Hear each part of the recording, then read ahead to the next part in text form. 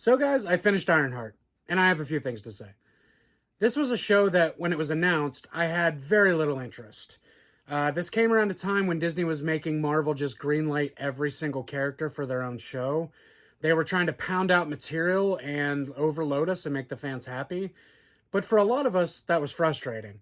As nerds, we care way more about you giving us the quality we expect from the comics, not just the quantity of comics that we get.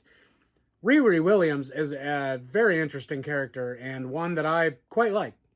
She was really good in Wakanda Forever, and I wanted to see more from her, but not in a Disney Plus show. Which, let's be honest, there isn't a lot of quality there. To make this clear, I'm not including the Marvel shows outside of Disney Plus, like Netflix's Daredevil and The Punisher, or shows even more removed from streaming services like Cloak and Dagger and Inhumans. Even though I could probably include them because that was literally 50-50 good and bad shows I just mentioned.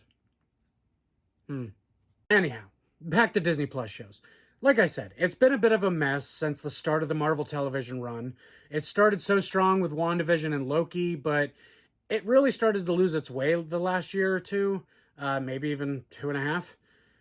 I think they noticed at Marvel and decided to step back and focus on quality again. So they've been sitting on the show for a couple of years now, and it finally released in the last 2 weeks in 2 3-episode dumps. So let's get into it. As of right now, it's sitting at a 3.7 out of 10 on IMDb, which is by far the worst rated show we've gotten so far. And I have to tell you, that's just beyond incorrect. Is it top tier like WandaVision and Loki? Maybe not. But does it even touch the atrocities that are She-Hulk and Secret Invasion? Hell no. Ironheart is fun and whimsical and dark. It has a very interesting group of characters and the heisters that she ends up helping for money to fund her suit endeavors. And there are a lot of cool twists and turns along the way that make this show, at the very least, interesting. A lot of these Disney Plus shows have been okay at best. Worth watching once and maybe never again. But I find myself already wanting to watch this one.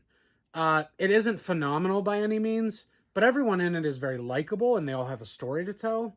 We got quite a few characters throughout the show that came from the comics. There's Riri's childhood best friend Natalie, who in the comics died as a kid and later was developed as the AI in Ironheart's suit.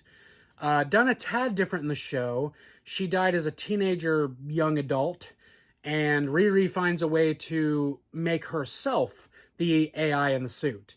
But she falls asleep during the install, and while she's sleeping, she dreams of Natalie, which makes her wake up after the install is complete to her dead friend standing there talking to her with all of her mannerisms and memories. It was probably a lot to take for sure, and I understand that would be very difficult, but she ended up being a very pivotal and great part of the show. Here we get Parker Robbins, or the Hood, a low-level magician and thief who runs the underground organization that Riri finds herself in after coming home from being thrown out of MIT. She needs money to fund her suit, and this is the first organization that headhunts her. They're a crime organization, but they're more like a Robin Hood type characters. The leader, the Hood, has a mysterious hood that allows him to use magic and become invisible to make it easier to sneak around. The Hood also seems to have some kind of darker power behind it, but we'll get back to that. Another character is one that Riri kidnaps and forces into helping her make tech for her suit to try and impress her new group of friends. She thinks his name is Joe McGillicuddy, because that's what he says it is. But eventually you find out in episode 3, I think, that he's actually Ezekiel Stane, the son of Obadiah Stane from the first Iron Man movie. Everybody remembers Ironmonger, one of the best villains in Marvel, right? You're stupid! Ezekiel Stane, played by Alden Ehrenreich, who was Han Solo in the Solo movie. He was funny and kind of bumbling, but as Riri forced him to embrace who he was and work on tech and get obsessed with it again, he started to get more confident and a lot more like his father, kind of power hungry. Ezekiel in the comics is also a super genius villain who augments his whole body with technology, which gives him unbelievable strength and reflexes, and he does do that in this show to a different extent. We also get to meet a bit of a deep dive character in Zelma Stanton, who in the comics is an apprentice of Doctor Strange and a very powerful young witch. She's the one who helps Riri mix magic and technology in her newest suit at the end of the show to fight the Hood because he has that dark energy I was talking about. I'm hoping she goes forward because she was in the post-credit scene. So I'm hoping we see more of her. But this brings us to the biggest reveal and possibly one of the most anticipated characters in the entire MCU fanbase. We finally got Mephisto. One of the best and most interesting characters in all of Marvel Comics. Mephisto is the devil. And I'm not saying that like Bobby Boucher's mama. The devil? Everything is the devil to you, mama! I literally mean he's the devil. He's Satan in the Marvel Comics. He makes deals to give people everything they want and tells them that they only have to give him what they'll never miss. But he collects souls. Your soul is mine.